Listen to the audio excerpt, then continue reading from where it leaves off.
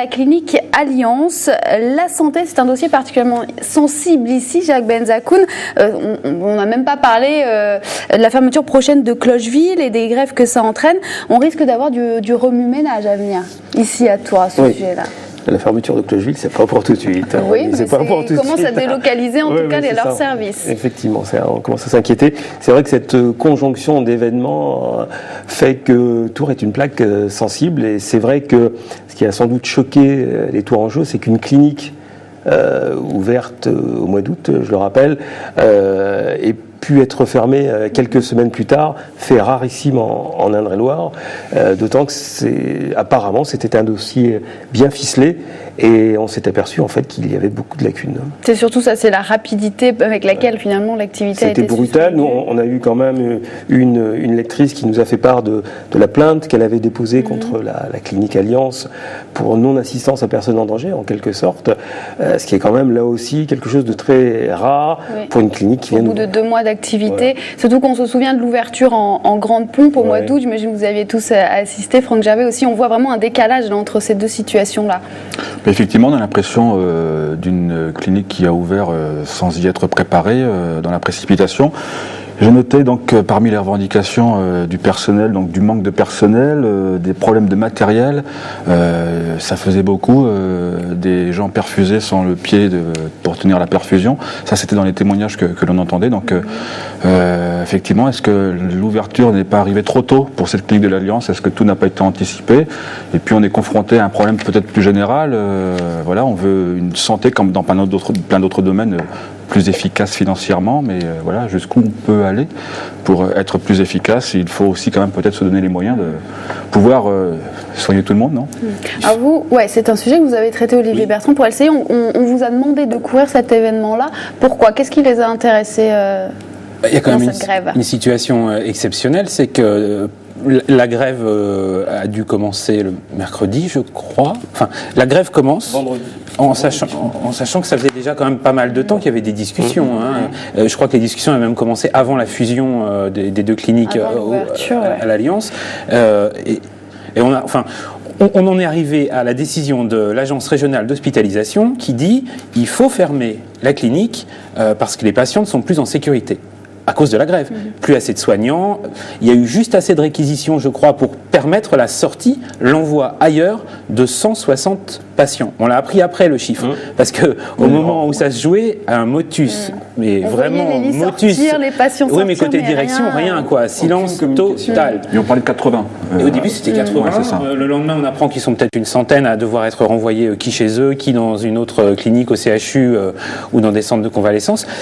Oui, ce qui est forcément à déclencher le reportage, la rédaction en chef à Paris nous a dit mais attends, c'est quand même exceptionnel de prendre la décision de fermer un gros établissement de santé, parce que c'est 200 lits, la clinique de l'Alliance, comme ça.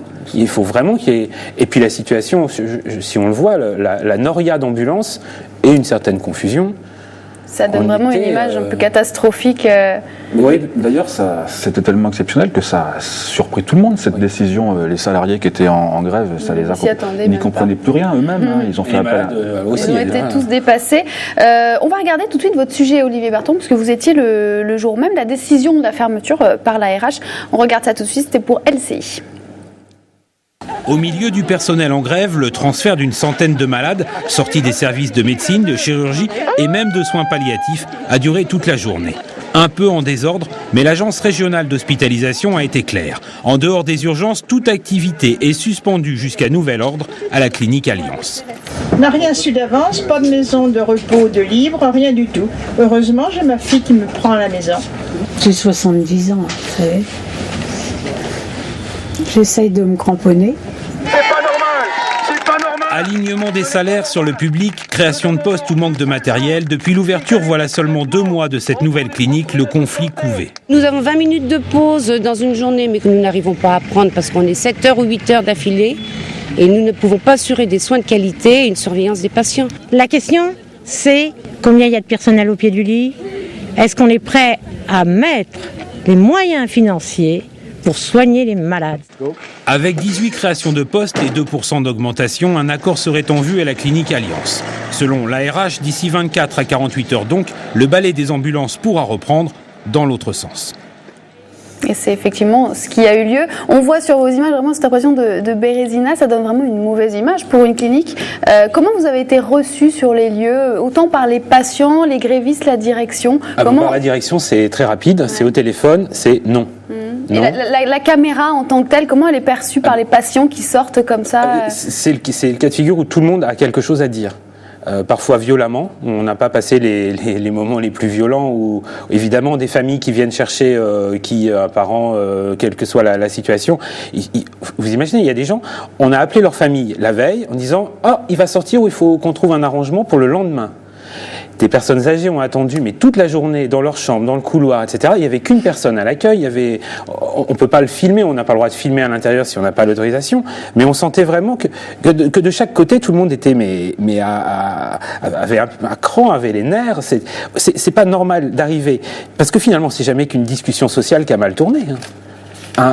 Les soignants disaient mais pourquoi on en est arrivé là, c'est pas possible, on a honte normalement on met pas nos malades dehors. Côté direction, on a appris après qu'en effet il a fallu qu'il y ait une sorte de médiation par les médecins de la clinique pour arrêter. Oui, du personnel. On sent que ça avait vraiment dû monter depuis des mois et comme s'ils étaient vraiment sur des lignes de défense et qu'il faut arriver à mais c'est une aberration quand même, de devoir attendre que l'agence régionale d'hospitalisation dise c'est trop dangereux, on ferme, on renvoie les gens chez eux, et là commencent des discussions. C'est sidérant. Alors plus généralement, ça pose quand même la question du problème de la gestion de la santé par le privé. Jacques Benzakoun, dans la Nouvelle République, vous avez obtenu une interview de la direction, c'était l'édition du 16 octobre. On peut y lire les réponses de Sylvie Lefebvre, la directrice, et Christophe Alfondari, le président du directoire. Une chose très intéressante, je cite, « Leurs revendications ne sont pas illégitimes. Depuis de nombreuses années, on demande que nos tarifs rejoignent ceux du public. Pour envisager une grille du privé qui se rapproche des salaires du public, il faudrait que nos tarifs soient relevés, mais on nous répond que cela coûterait trop cher à la sécurité sociale. » Alors, est-ce que c'est la vraie raison, Sabet Jakoun, selon vous? C'est vrai qu'on est un peu dans l'ambiguïté, puisque dans le privé, les gens sont moins payés que dans le public, et ça énerve beaucoup de monde.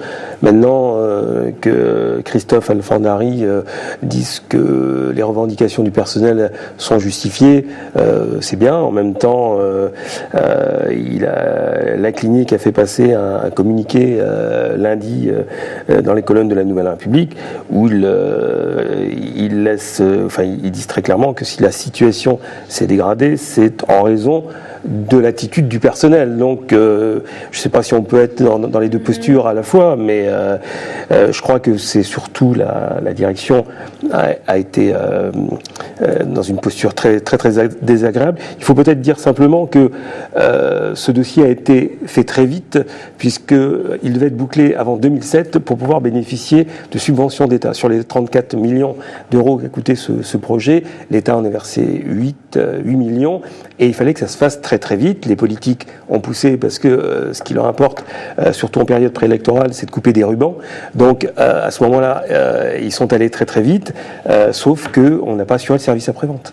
Alors, qu'est-ce qui s'est passé selon vous, Franck Gervais? C'est pareil, c'est un manque d'organisation, c'est la rapidité Alors, selon moi, j'en sais pas grand-chose, mais manifestement, effectivement, c'est ce que je disais tout à l'heure et ce que disait Jacques également.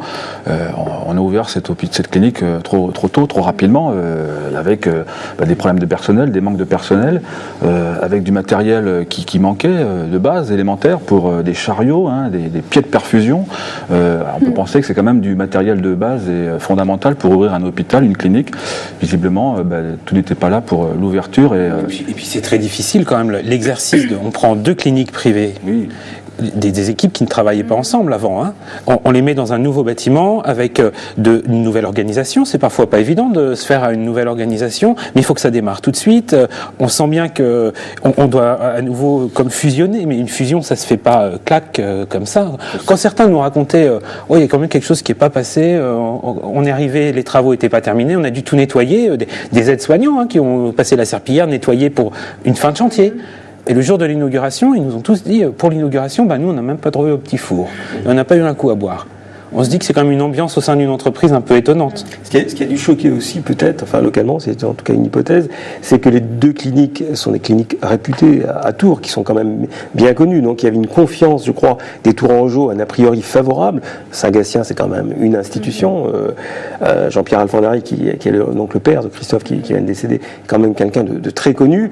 Et je crois que les gens ont été déçus qu'une telle réputation puisse être détruite, en tout cas parte en poussière en si peu de temps. Et je crois que la différence aussi entre les deux éléments a fait que les gens étaient très très déçus et qu'ils nous ont écrit notamment pour se plaindre. Et on verra ce qui se passera avec la future clinique Pôle Sud aussi. Effectivement, c'est le même contexte, 4 cliniques en une. Voilà. On verra tout ça. En tout cas, on passe maintenant